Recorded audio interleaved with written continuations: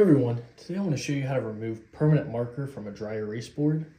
So first we will take the permanent marker here and we will just draw like so. And you can see that this is a permanent marker. We'll let that dry on there and then I will show you that it does not want to come off when I wipe it off. So you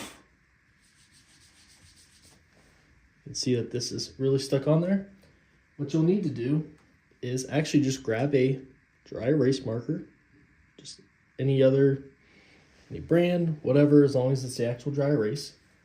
And what we'll do is we will just color over this with the dry erase marker.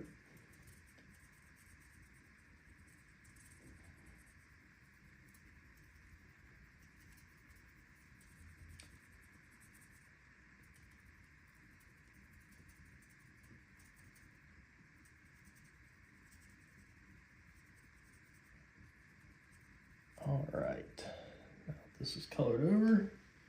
We'll take our eraser and you can see that it is removing it, and we can just touch up some of the spots it didn't get to, like so.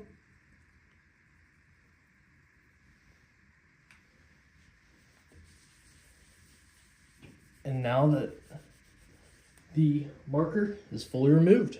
If you thought this video was useful, please leave a thumbs up. Thank you.